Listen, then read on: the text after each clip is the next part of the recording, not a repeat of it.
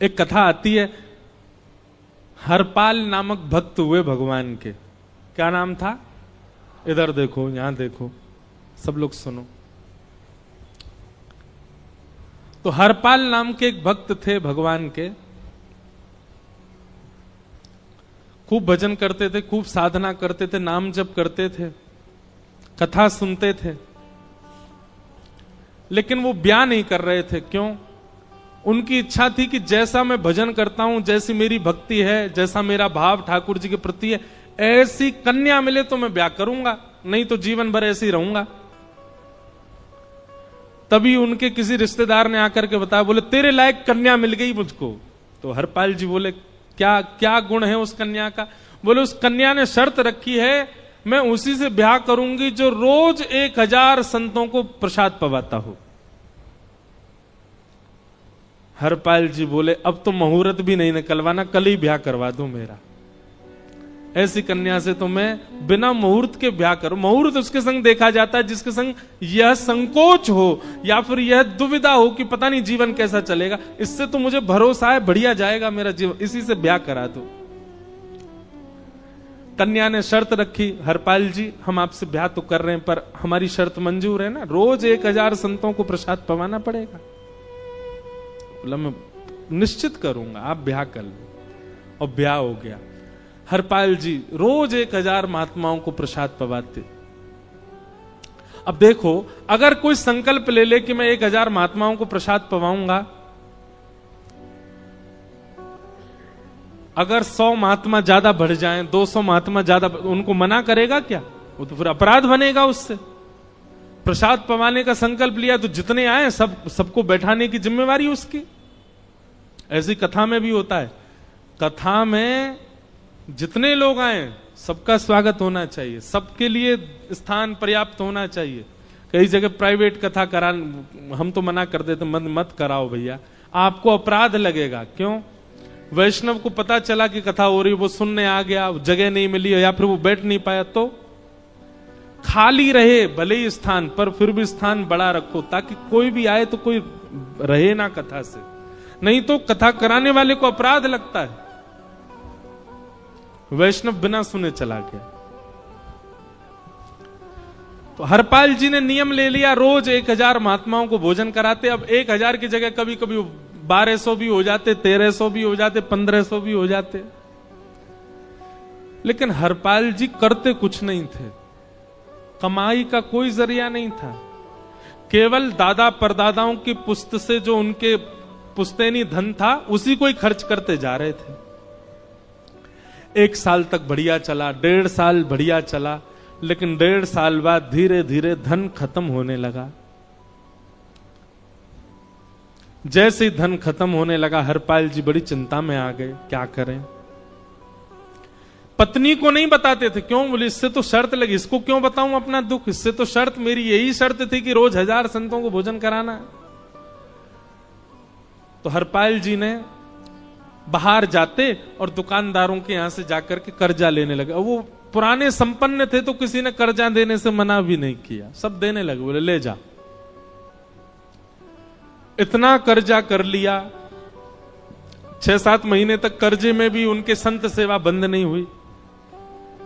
6-7 महीने बाद मांगने वालों ने मांगना शुरू किया, बोले हमारा दो, हमारा दो, हमारा दो। किसी का नहीं दे पाए तो पूरे नगर में ये हो गया कि भैया हरपाल जी अब पहले जैसी स्थिति में नहीं है, कर्जा इनको देना बंद करो, ये देते ही नहीं है पैसा लौटा करके। सब बिगड़ने लगा, धन नष्ट हो गया, इज्जत चली गई, लेकिन उनकी संत सेवा नहीं रुकी, रोज संत सेवा करते। एक दिन मन में विचार करने लगे, अब क्या करूं, अब तो मुझे कोई कर्जा भी नहीं देता, गहने भी सारे बिक गए, धन भी सारा खत्म हो गया। तो हरपाल जी ने मन बनाया कि मैं चोरी करूंगा, और चोरी करके ठाकुर जी, आप लोग मत करना ऐसा, चोरी करूंगा। हरपाल जी चोरी करने जाने लगे, लेकिन हरपाल जी का नियम था कि वो किसी के धन की चोरी नहीं करते थे। संपन्न लोगों के घर में जाते थे और उनकी रसोई घर की सामग्री चुरा लाते थे, चीनी, दाल, आटा, चावल, मूंग, नमक मिर्च, ताकि भंडारा हो जाए सवेरे।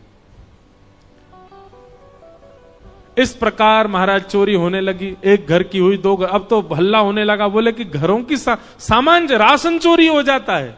वो बड़ा विचित्र चोर है, धन नहीं चुराता है, राशन चुरा के भागता है।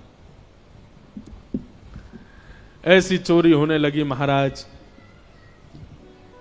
अब तो लोगों ने अपने अपने घरों में पहरेदारी शुरू कर दी कि चोरी ना हो। तो हरपाल जी को और दिक्कत होने लगी, क्या करें, कैसे करें। धीरे धीरे हरपाल जी इस स्थिति में आ गए कि अब संपन्न लोगों के यहां उन लोगों को ढूंढते जो ना कभी संत सेवा करते ना वैष्णव सेवा करते, और उन लोगों के यहां जाकर के थोड़ा बहुत धन चुरा लेते, स्वर्ण चुरा लेते। करना कुछ नहीं, अपना घर नहीं बनाते थे, बसाते थे, संत सेवा करते थे। ठाकुर जी रीझ गए हरपाल से। ठाकुर जी बोले, देखो ये सब चोरी कर करके और मेरे संतों को पवारा है। ठाकुर जी बोले, इस पर अनुग्रह करने जाना है। भगवान सिंहासन से उठ करके तैयार होने के लिए गए, और बढ़िया महाराज नकली सी मूछ लगा करके, ऊपर सिर पर पाग पहन करके, और थोड़ा पेट सा बाहर निकाल के, गले में खूब सारी जंजीर डाल के, हाथों की हर उंगली में अंगूठी पहन करके, सोने की जूतियां डाल करके, कौंधनी सोने की पहन करके, और एक बैंत समझते, वृद्ध लोग लेकर के चलते, बैंत, सोने का मड़ा हुआ बैंत लेकर के ठाकुर जी तैयार हो गए, एक सेठ जी बन गए। लक्ष्मी भैया ने पूछा, भगवान बड़ा सुंदर स्वरूप धारण किया, कहां जा रहे हो? बोले, अपने एक भक्त से मिलने जा रहे हैं। रुक्मणी जी बोली, मैं भी चलूंगी। भगवान बोले, तुम मत चलो, तुम उसको पहचान नहीं पाओगे, तुमसे अपराध बनी जाएगा। बोले, नहीं नहीं, भक्त दर्शन करने मैं तो जाऊंगी। भगवान बोले, जल्दी तैयार हो जाओ। सब लोग इधर देखो, वहां से कोई सामग्री आ रही है, कथा यहां हो रही है, इधर देखो, और फिर हम आंख बंद कर लेंगे, चाहे आप कहीं देखो। आंख खुली है तो हमको ही देखो। रुक्मणी जी एक सेठानी बन गई, ठाकुर जी सेठ जी बन गए, और दोनों ने मन में विचार किया कि हरपाल जी को दर्शन देना है। और यहां हरपाल जी की स्थिति क्या थी? अब संत सेवा के लिए कहीं से भी धन नहीं मिल रहा था। तो हरपाल जी एक मार्ग पर जाकर के बैठ गए और सोचने लगे, कोई धनवान यहां से निकलेगा तो उसको लूट लूंगा, और लूट के भाग जाऊंगा, सारा धन संत सेवा में लगा दूंगा। तभी उस मार्ग पर कोई और तो आया नहीं, ठाकुर जी सेठ बन करके आ गए। और महाराज खूब सारे गहने पहन करके, पाग बढ़िया सोने की जड़ाऊ पाग पहन करके, ऐसे वस्त्र पहन करके, और छम छम करते चलते आ रहे हैं। उन गहने ही बज रहे हैं ठाकुर जी के।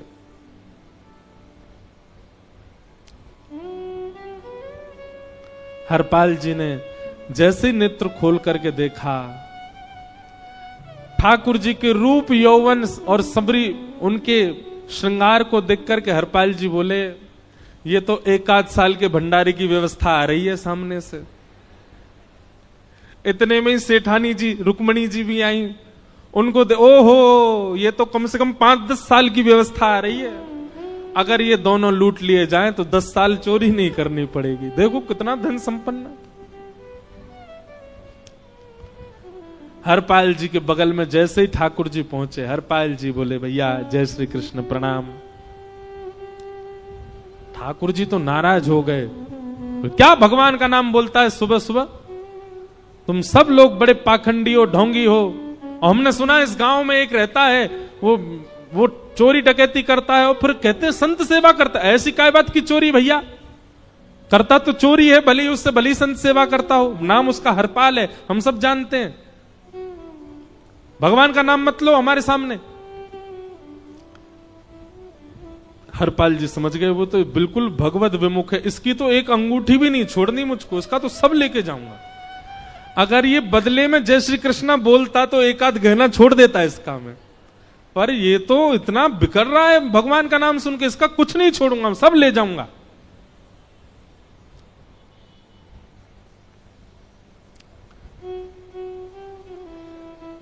हरपाल जी बोले, हाँ भैया, एक रहता तो है डकैत इस गांव में, और उसका कोई पता नहीं है, वो कभी भी आ जाता है। लेकिन एक मार्ग जंगल में होकर के है, उसमें गांव में नहीं जाना पड़ता। जंगल से गुप्त चुप निकल करके पूरे गांव पार हो जाएंगे, आप शहर पहुंच जाओगे। उसका रास्ता मुझे ही पता है। सेठ जी बोले तो तुम हमको पार करवा दो। हरपाल जी बोले मैं पार तो करवा दूंगा, लेकिन भगवान मेरे घर कुछ मेहमान आए हैं, उनके भोजन आदि की व्यवस्था के लिए मैं तो बाजार आया था, मेरे पे धन नहीं है। आप यदि मुझको कुछ दे देंगे तो मैं घर पर व्यवस्था करके आऊंगा, तुरंत आपको लेकर के गांव पार करवा दूंगा। ठाकुर जी ने उसको कुछ सोने की मोहर दे दी। बोले लो तुम अपने घर की व्यवस्था कर आओ। हरपाल जी ने सामग्री खरीदी, घर पर पहले व्यवस्था करके आए। बोले आज की व्यवस्था हो जाए, क्योंकि आज तो 10 साल का सब चोरी करना, समय लगेगा। पत्नी से कहा भोजन प्रसादी बनाओ, संतों को पवाओ। संत पूछेंगे मैं कहां है, तो कहना कि आप लोगों की 10 साल की व्यवस्था करने गए आज। हरपाल जी लौट करके आए और सेठ जी से कहा आइए आइए चल दीजिए मेरे साथ और हमारे संगी चलना बिल्कुल। ठाकुर जी रुक्मणी जी चलने लगे। जैसे ही विहंगम जंगल में पहुंचे, भयंकर भयावह जंगल, बीच जंगल में जैसे ही पहुंचे, हरपाल ने पीछे मुड़ करके देखा, दोनों चले आ रहे हैं। तुरंत महाराज वो तो अपने रूप में आ गया, शेर की तरह गर्जना करने लगा, अपनी लाठी धर दी सामने और अपने सिर का स्वाफा निकाल करके सामने बिछा दिया। भगवान जो सेठ जी के रूप में आया, भगवान बोले भैया ये क्या कर रहे हो? बोले मैं ही हरपाल हूं। सारे सामग्री निकालो, डाल दो यहां पे, एक चीज भी मत छोड़ना, नहीं तो तुम जानते नहीं हो तुम्हारा क्या करूंगा। ठाकुर जी तो थर थर कांपने लगे। रुक्मणी जी बोली देखो कैसा नाटक कर रहे हैं। रावण के आगे नहीं डरे थे, कुंभकर्ण के आगे नहीं डरे, हिरण्यकश्यप के आगे नहीं डरे, और वो हरपाल के आगे ऐसे कांप रहे हैं। भगवान तो मन की सब समझ जाते हैं, कौन ही मार रहे हैं, वो तुम भी कांपो। क्यों? बोले भक्त है भैया, ये हमारो भक्त है। अनुब्रजम में हम नित्यम पूये ये तन्य रेणु भी, इसने हमारे लिए सब गवा दिया, हमारे वैष्णव संतों के लिए सब लुटा दिया, इसके आगे भयभीत होने में कोई लज्जा नहीं। लक्ष्मी नारायण दोनों कांप रहे हैं और हरपाल कह रहा सब निकालो। ए सेठानी जी कान के कुंडल उतारो। कान कुंडल उतार दिए, नाक की नथनी उतार दी, सब उतार के धर दिए, हाथों के सब कड़ूला आदि भी धर दिए। भगवान ने भी अपने सब उतार। बोले बैंत कहां लेके जा रहे हो? उसको भी धर दो। बोले अरे भैया बुढ़ापे की लाठी, हम गिर जाएंगे। बोले कुछ नहीं गिरोगे, धर दो इसको। जीवन में कभी राम ना, जय श्री कृष्ण बोलने पे चिल्ला रहे थे मुझ पे, रखो इसको यहां पे। सारा धर दिया। बोले बहुत बढ़िया हो गया, अब 10 साल की व्यवस्था हो गई। इतने में भगवान की कनिष्ठ उंगली में एक अंगूठी थी। हरपाल बोला ये कहां बचा के ले जा रहे हो, उसको दो। बोले अरे भैया ये तो बहुत बचपन की हमारी अंगूठी है और ये आज तक हमारी निकली ही नहीं है और ये निकल ही नहीं पाएगी, इसको बाहर हम निकाल ही नहीं सकते, इसको तो रहने दो हमारे पास। बोले तुम क्या जानो, इस अंगूठी से कम 1 हफ्ता संत भोजन होगा और तुम पे तो दया करनी नहीं है। चिल्लाए थे मुझ पे जय श्री कृष्ण बोलने पर, निकालो इसको। भगवान खूब प्रयास करें, वो नहीं निकले तो हरपाल जी ने उंगली पकड़ी। बोले इसको काट देता हूं मैं, तुम्हारे पास उंगली रहने का कोई काम नहीं है, तुम उंगली से करते ही क्या हो। और महाराज जैसे ही उंगली पकड़ करके काटने का मन किया, वो काटने ही वाले थे, इतने में ही द्वारिकाधीश भगवान शंख चक्र गदा पद्म धारण करके प्रकट हो गए सामने। रुक्मणी जी महालक्ष्मी के रूप में प्रकट हो गई और दोनों ने अपने अंक में हरपाल को भर लिया। हरपाल जी समझ नहीं पा रहे ये क्या हुआ, दूर हटे। बोले नाथ, बोले हम साक्षात द्वारिकाधीश, ये साक्षात रुक्मणी तुम्हारी भक्ति से प्रसन्न होकर तुमको दर्शन देने आए हैं। हरपाल जी घुटने के बल बैठ गए, रोने लगे, सर रख दिया चरणों में, पटकने लगे। बोले नाथ, मैंने अपने नाथ को लूटा आज, मैंने अपने स्वामी के साथ डकैती कर रहा था, मैं अपने स्वामी की उंगली काटने पर मजबूर हो गया था, इसका मतलब तो मैं पापी हूं। मेरा पाप इतना प्रचंड हो गया कि मैं आपके रूप को नहीं पहचान पाया। भगवान ने हृदय से लगा, नहीं हरिपाल, तुमने कभी अपने लिए प्रयोग थोड़ी किया। तुम्हारी पत्नी भूखे सो जाते हो, लेकिन संतों को भूखा नहीं जाने देते। ठीक है, उसके लिए भले ही तुमने वह गलत मार्ग अपनाया जो नहीं अपनाना चाहिए था, परंतु उसमें उद्देश्य कोई और तो नहीं था, मेरे जनों की सेवा ही तो थी, मेरे वैष्णवों की सेवा। और देखो हरपाल, एक मेरी बात सुनो, आज तुम्हारे मन में ग्लानि होती है कि तुमने दूसरों का धन हड़प करके और उससे संत भोजन कराया। वास्तव में इसका विधान शास्त्रों में यह बताया गया, जिसके धन से भोजन बना और संतों ने पाया, परोसा भले ही किसी ने भी हो, कार्यक्रम भले ही किसी ने भी कराया हो, पर धन जिसका लगता है पुण्य उसी को मिलता है। तुमने तो अपने गांव के, शहरों के उन लोग जो कभी संत सेवा नहीं करते थे, उनके धन चुरा चुरा करके उनको पुण्य बांटा है। तुमने कुछ गलत नहीं किया है। हां, अपने प्रयोग में यदि लेते तो पाप हो जाता, लेकिन तुमने तो एक रत्ती भी अपने प्रयोग में नहीं ली, सब संतों में लगा दी, और जितने लोगों का धन चुराया उन सबको पुण्य प्रदान कर दिया। हम तुमसे बड़े प्रसन्न हैं। हरपाल जी चरणों से लिपट गए, बोले नाथ आप बड़े कृपालु, बड़े दयालु। भगवान बोले अब हमने दर्शन दे दिया, अब हम जाएं। और सुनो, ये सारा धन हमने दिया है, 10 साल का नहीं होगा इससे। तो बोले जब तक तुम जीवित रहोगे तब तक की सेवा बनेगी, इससे संत सेवा चलती रहेगी। ये सारा धन आभूषण हम लेकर के इसीलिए आए थे ताकि तुमको अब कभी किसी से मांगना ना पड़े, किसी से हड़पना ना पड़े। भगवान जाने लगे तो हरपाल जी चरणों में गिर गए, बोले नाथ आज मैं आपके दर्शन कर पाया, मैं संत सेवा कर पाया, इसमें सबसे बड़ा योगदान मेरी पत्नी का है। उसने नियम नहीं बनाया होता तो शायद मैं कभी ऐसा नहीं करता। आप उसको दर्शन दिए बिना जाएंगे, मैं उसको क्या बताऊंगा? मैं उससे जाके कह भी नहीं पाऊंगा कि आप मुझे मिले, और उसकी वजह से आप मुझे मिले हो, कृपा कर उसको दर्शन दे दीजिए। ठाकुर जी बोले ठीक है। तुरंत लक्ष्मी नारायण भगवान ने छोटे छोटे बालकों का रूप धारण कर लिया और हरपाल जी की गोद में बैठ गए, और हरपाल जी अपनी गोद में लेकर के ठाकुर जी को घर पर आए, और आकर के अपनी अरे सुनो देखो कौन आए हैं। जैसे बाहर आकर के देखा तो नन्हे से ठाकुर जी, नन्ही से रुक्मणी जी गोद में बालकों की भांति बैठे हैं। बोले अरे इतने सुंदर सुंदर बालक। बोले बालक नहीं है, ये साक्षात जगन्नाथ भगवान, साक्षात रुक्मणी जी, साक्षात द्वारिकाधीश हैं। तुरंत ठाकुर जी अपने रूप में प्रकट हो गए और दोनों दंपति को दर्शन दे करके भगवान वहां से प्रस्थान कर गए। बोलो भक्त वत्सल भगवान। तो एक भक्त जीवन संगी का प्राप्त होना भगवत दर्शन तक ले जा सकता है आपको।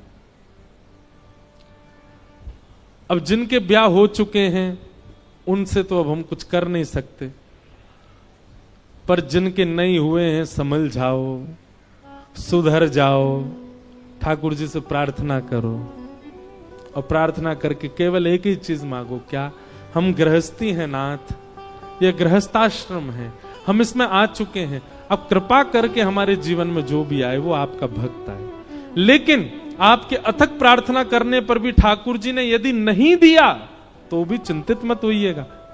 मीराबाई को भी नहीं मिले अनुकूल, करमेती बाई को भी नहीं मिले अनुकूल, सक्कू बाई को भी नहीं मिले अनुकूल पति,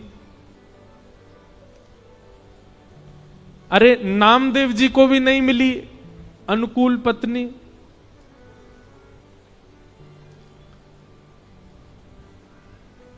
इसलिए अनुकूल मिल जाए तो भगवान की बहुत बड़ी कृपा, नहीं मिले तो उससे चिंतित मत होना।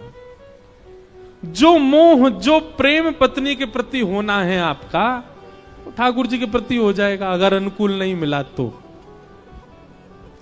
इसलिए दोनों स्थिति में सम रहना, प्रयास करो कि ठाकुर जी अनुकूल दें। तो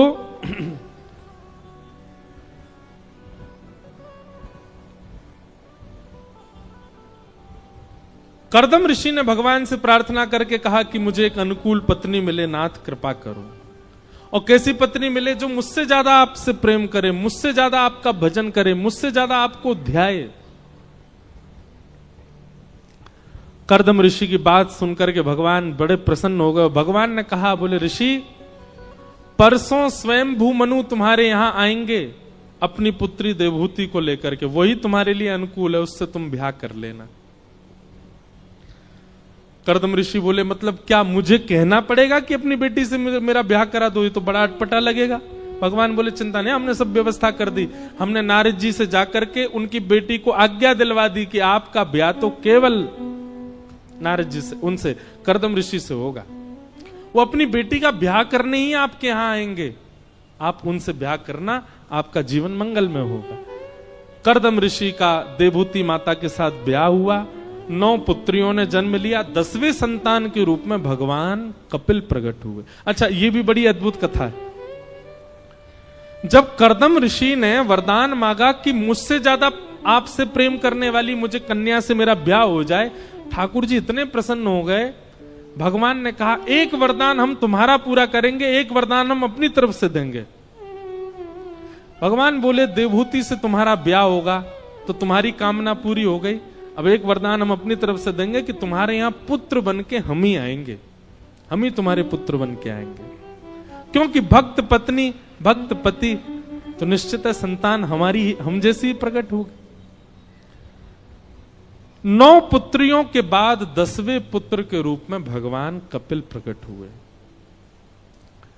और कपिल भगवान के प्रकट होते ही कर्दम ऋषि ने चरणों में प्रणाम किया, जान गए भगवान आए हैं। भगवान कपिल का बाल्य रूप नहीं बताया भागवत में ज्यादा, धीरे धीरे वो बड़े हो गए। कर्दम ऋषि ने प्रणाम करके कहा, नाथ मुझे आज्ञा दो। बोले, आप जाइए वन में जाके भजन करो, हम मां के पास रहेंगे। कर्दम ऋषि वन में चले गए और देवहूति माता के साथ भगवान कपिल रहते हैं। देवहूति माता भी ये बात जानती है कि मेरे पुत्र साक्षात भगवान है। एक दिन देवहूति माता ने सही समय जान करके अपने पुत्र को आसन पर बैठा दिया और स्वयं चरणों में बैठ करके कहने लगी, मैं आपसे कुछ प्रश्न जिज्ञासा करना चाहती हूं, पूछो। यही कपिल देवहूति संवाद है। थोड़ा बहुत हम 2-4 प्रश्न सुन लेते हैं, उसके बाद कथा विराम देंगे। और कल की बात सुन लो, कल ठाकुर जी का जन्मोत्सव है। कथा में कल सब लोग बढ़िया सुंदर सज धज के आना, बस ज्यादा आभूषण पहन के मत आना, कहीं पता चली हरपाल जी आ गए तो हरपाल जी मतलब कथाओं में कई लोग आ जाते हैं जो खींच ले जाते हैं, इसलिए व्यवस्थित होके आना। कल ठाकुर जी का नंदोत्सव मनाया जाएगा ठीक 2 बजे से। आज भी थोड़ा विलंब हुआ, पर कल 2 बजे से ही कथा होगी और 5-5:30 बजे ही नंदोत्सव होगा। इसलिए आप लोग विलंब नहीं करना, कल समय से आ जाइएगा, खूब सुंदर बन के आना, खूब आनंद के साथ खूब उत्सव मनाएंगे कल ठाकुर जी का। 2 से 5 कथा रहेगी और फिर उत्सव के बाद सबको बधाई भी मिलेगी। बधाई ले लेकर के सब लोग अपने घर जाना। फिर अगले दिन गोवर्धन लीला, उसके अगले दिन रुक्मणी विवाह और फिर कथा विश्राम होगी। विश्राम वाले दिन की कथा भी हो सकता है 1-8 घंटा पहले शुरू हो, क्योंकि रात्रि में ही हमको प्रस्थान करना है। तो वैसे तो 2 से 5 ही समय है, विश्राम वाले दिन ज्यादा से ज्यादा 1 से 4 हो जाएगा, इससे ज्यादा पहले नहीं करेंगे। तो आप सब लोग समय का ध्यान रख के आइएगा। हम कुछ प्रश्न देवहूति के सुन करके और फिर कथा को विराम देंगे, बहुत ध्यान से सुनिएगा।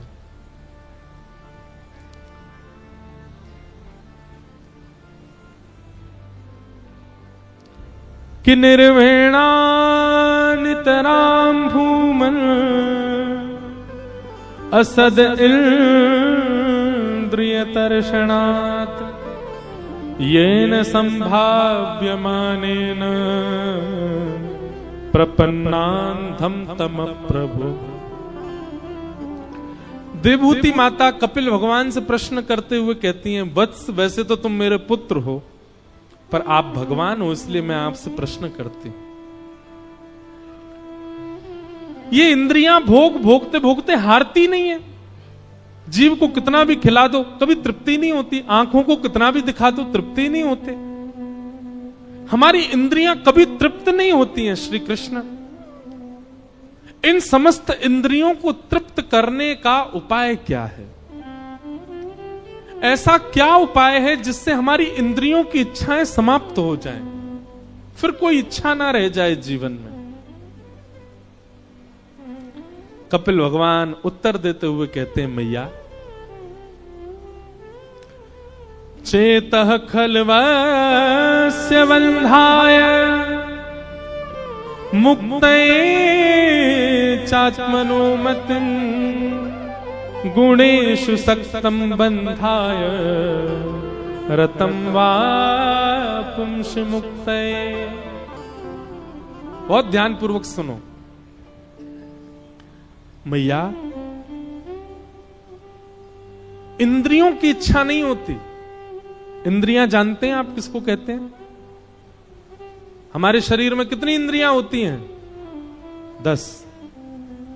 पंच ज्ञान इंद्रिय जो कि केवल इतने एरिया में ही हैं, आंख, नाक, जीभ, कान और त्वचा। और पंच कर्म इंद्रिय हाथ, पैर, मुख और 2 गुप्त इंद्रिय, 10 इंद्रियां। मैया इंद्रियों की कोई इच्छा नहीं होती। आप गलत बोल रही हो। भगवान कह रहे हैं नेत्रों की सुंदर देखने की इच्छा नहीं है, जीव की कुछ खाने की इच्छा नहीं है, कानों की कुछ और सुनने की इच्छा नहीं है। ये समस्त इच्छाएं हैं मन की, इंद्रियों की नहीं है मां। हम कभी अस्वस्थ हो जाते हैं, बीमार हो जाते हैं तो डॉक्टर हमको परहेज बताते थे। क्या बोलते हैं? क्या खाओ? बोलो दलिया खाओ। क्या खाओ? खिचड़ी खाओ। कई बार तो बड़े भयानक परहेज बता देते हैं, दही मत खाओ, दूध मत पियो, चाय मत पियो। कभी किसी को भगवान ना करे हो पी लिया हो जाता तो उसको कहते हैं पीली वस्तु मत खिलाओ, दाल बंद कर दो, कढ़ी बंद कर दो। अच्छा, एक बात आपने कभी देखी? डॉक्टर जिसका परहेज बताता उसी को ज्यादा खाने का मन करता है। वैसे रोटी बढ़िया नहीं लगे लेकिन एकादशी वाले दिन रोटी की बड़ी याद आती है। वैसे चावल बढ़िया नहीं लगे लेकिन एकादशी वाले दिन चावल बहुत भाते हैं। जिस दिन परहेज होता है उस दिन ज्यादा अच्छा लगता है। ये मानव स्वभाव है कि संयोग जब किसी वस्तु का होता है हम उसका मूल्य नहीं समझते, उसके वियोग में हमको उसकी स्मृति होती है।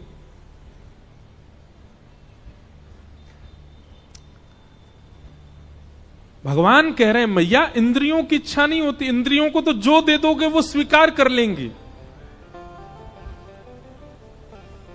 इच्छा होती है मन की। आपका प्रश्न होना चाहिए कि मन कैसे सुधारे? इंद्रियां नहीं सुधारी जा सकती। किसी व्यक्ति को जेल हो जाए, उसको बोला जाए ए तुमने उस आदमी को गोली क्यों मारी? वो कहे मैंने नहीं मारी, मेरे हाथ ने मारी थी, मेरे हाथ को दंड दे दो। तो जज क्या कहेगा? ये पागल हो गया, इसको पागल खाने भेजो। क्यों भाई? हाथ तो वही करेगा जो तू चाहेगा। और तो ये चाहने वाली स्थिति किसकी होती है? मन की। कर्म तो मन ही करवाता है ना। मैया इंद्रियां नहीं सुधारी जाती, मन सुधारा जाता। और मन सुधर जाएगा, समस्त इंद्रियां अपने आप सुधर जाती हैं। और मन को सुधारने का एक ही उपाय है, क्या?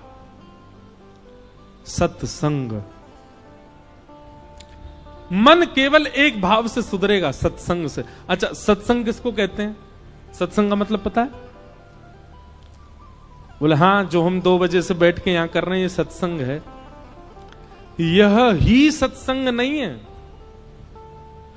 धोती पहन के रहना यह भी सत्संग है। तिलक धारण करके रहना यह भी सत्संग है। कंठी माला पहनना यह भी सत्संग है। किससे बात करना, किससे ना करना यह भी सत्संग है।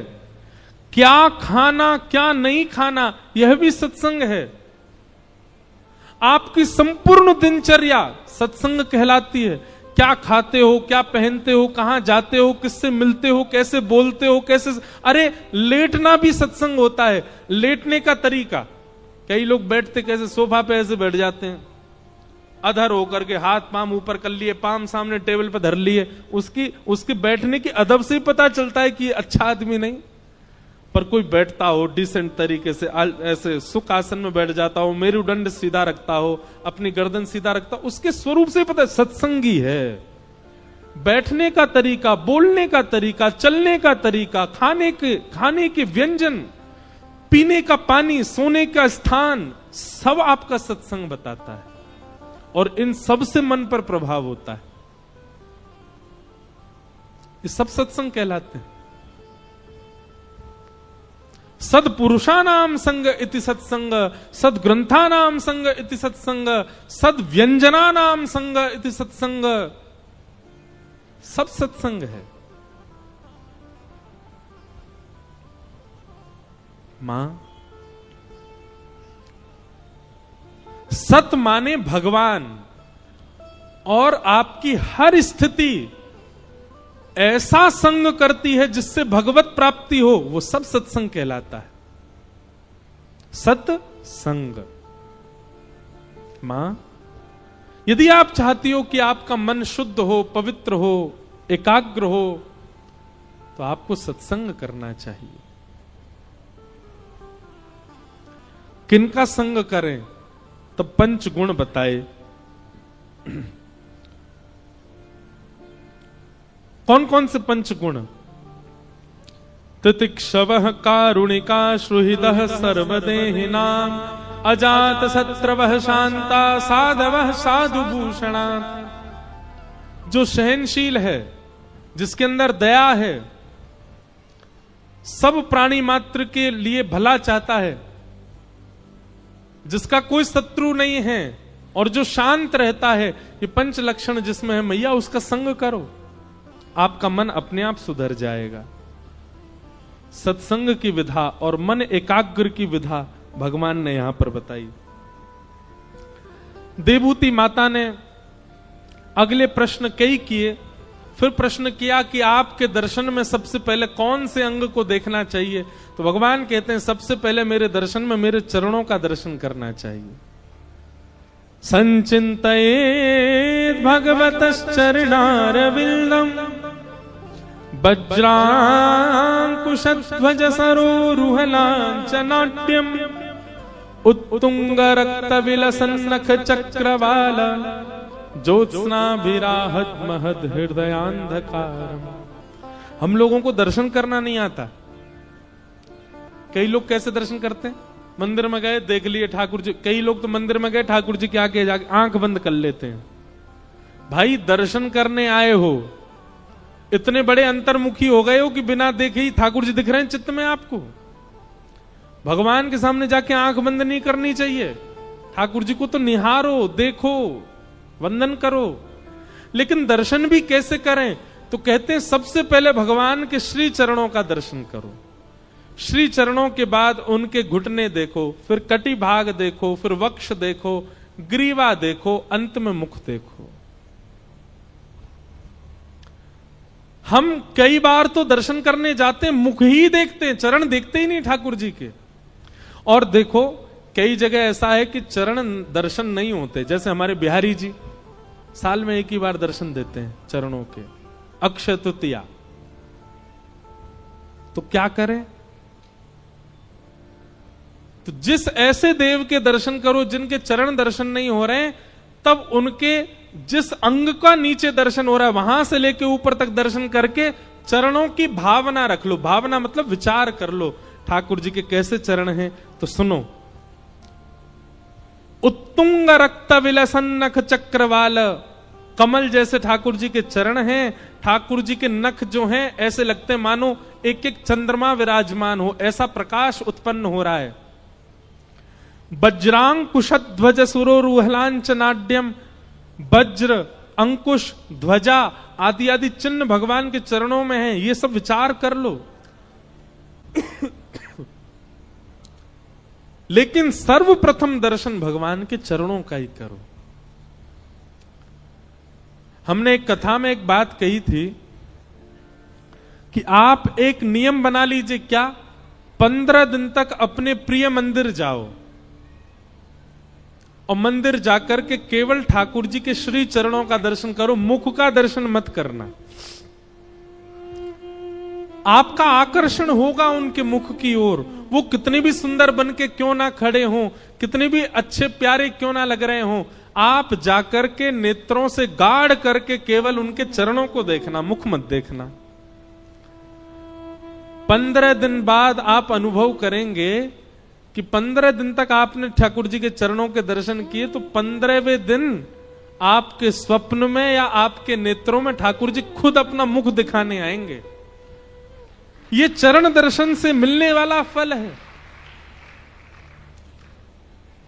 15 दिन बाद ठाकुर जी खुद आ जाएंगे। अरे रोज आवे, देखे ना हम, देख मैं कैसा लग रहा हूं आज। ठाकुर जी के चरणों में चरण साधारण नहीं है ठाकुर जी के। उन चरणों का नित्य दर्शन करो। जिसके मन में ये अभिलाषा हो कि मुझे ठाकुर जी को स्वप्न में देखना है, 15 दिन तक ठाकुर जी के चरणों का चिंतन करो। 15 दिन भी बहुत बता रहे हम। आप संकल्प धारण करो, 1 हफ्ता व्यतीत होते ही ठाकुर जी स्वप्न में दिखेंगे। बस शर्त यह है कि ठाकुर जी का मुख मत देखना, मंदिर जाके चरण ही देखो।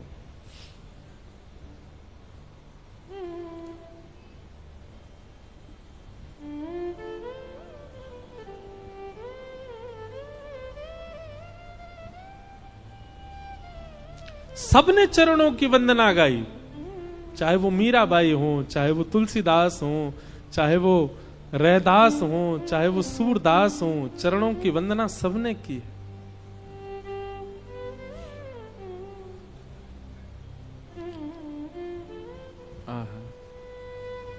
मीराबाई कहती हैं, हरि चरणा चित राची, गिरधर जन्म मरण रा साथी। मीराबाई कहती हैं,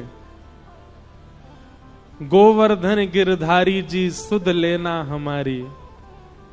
मीरा के प्रभु गिरधर नागर, चरण कमल बलिहारी, सुध लेना हमारी। गोवर्धन गिरधारी सुध लेना हमारी। चरणों की वंदना किसने नहीं गाई? सबने गाई है। तो भगवान कहते हैं, मैया मंदिर में आती सबसे पहले मेरे श्री चरणों का दर्शन करो, श्री चरणों का अनुभव करो। तत्पश्चात मैया ने और भी प्रश्न किए, ठाकुर जी से प्रार्थना करी। भगवान सबके उत्तर देते जा रहे हैं और सबके उत्तर में कोई ना कोई भाव ठाकुर जी सुंदर सुंदर बता रहे हैं। इस प्रकार देवभूति माता के अनेक प्रश्नों के उत्तर यहाँ कपिल देवभूति संवाद में कहे जा रहे हैं। हम सबको प्रणाम मात्र करते हैं। कल ठाकुर जी का नंदोत्सव मनाया जाएगा। आप सब लोग 1:30 बजे ही उपस्थित हो जाना। 2 बजे से कथा का प्रसंग रहेगा। बड़े प्रेम और भाव से आज के मंगलमय कथा को विश्राम देते हैं। भाव से सब लोग गाओ। सब सुख सागर रूप उजागर, रहे वृंदावन धाम। सब सुख सागर रूप उजागर, रहे वृंदावन धाम। सब सुख सागर रूप उजागर, रहे वृंदावन धाम।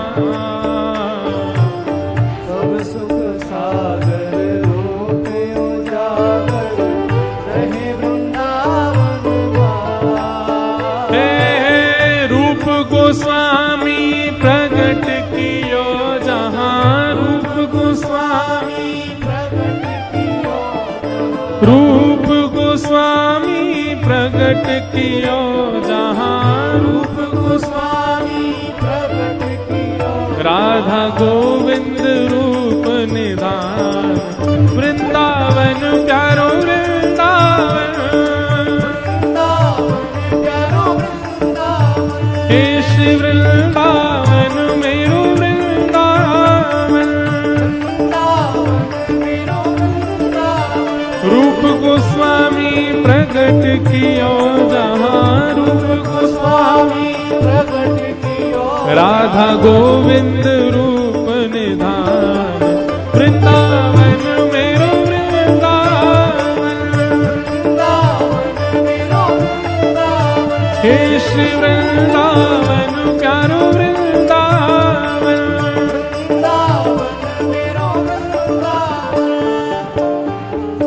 बिहरत निस दिन कुंज गलन में, ब्रज जन मन सुख धाम। बिहरत निस दिन कुंज गलन में, ब्रज जन मन सुख धाम। हे मदन मोहन को रूप निरख के, मदन मोहन को निरख के, श्री मदन मोहन को रूप निरख के, मदन मोहन को रूप निरख के, हे सनातन बलि बलि जाए। वृंदावन मेरो वृंदावन, वृंदावन मेरो वृंदावन, हे श्री वृंदावन प्यारो वृंदावन। मदन मोहन को रूप निरख के, मदन मोहन को रूप निरख के, सनातन बलि बलि जाए। वृंदावन प्यारो वृंदावन, वृंदावन प्यारो वृंदावन, हे श्री वृंदावन मेरो वृंदावन।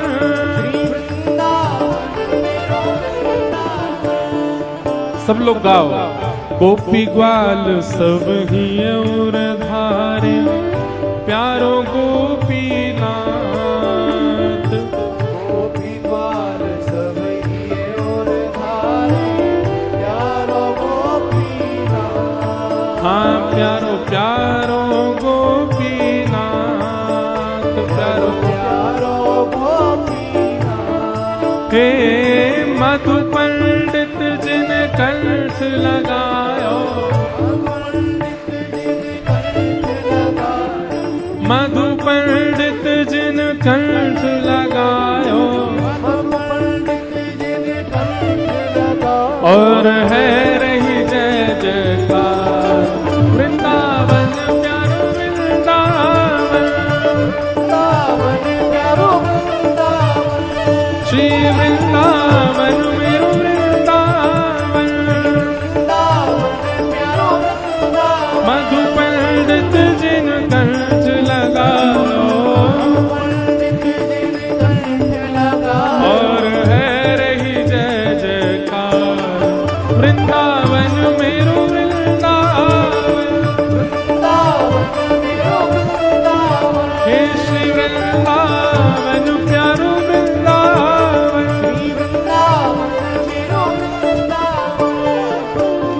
श्री गोपाल भट्ट जुकी हृदय वेदना, प्रगट्यो शालिग्राम।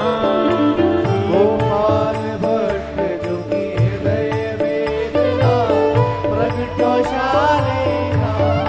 हाँ प्यारो प्रगट्यो शालिग्राम, प्यारो प्रगट्यो शालिग्राम। हे रूप सुधा को खान हमारो, रूप सुधा को खान हमारो, रूप सुधा को खान हमारो, रूप सुधा को खान हमारो। हे प्यारो राधा रमण जुलाल।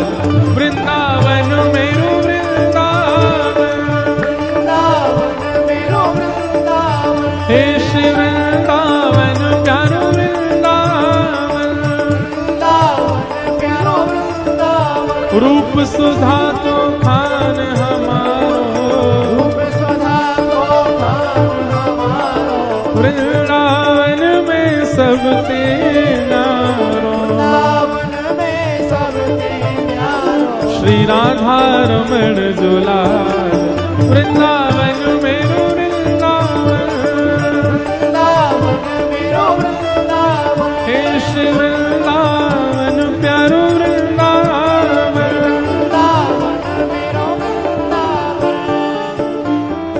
आतुर हित हरिवंश पुकारो, श्री राधा राधा नाम। आतुर आतुर हित हरिवंश पुकारो, राधा राधा नाम। आतुर हित हरिवंश पुकारो, श्री राधा राधा नाम। आतुर हित हरिवंश पुकारो, राधा राधा नाम। सघन कुंज यमुना तट आयो, सघन कुंज यमुना तट आयो, मदन टेर वृंदावन आयो। मदन टेर वृंदावन आयो, प्यारो राधा वल्लभ लाल।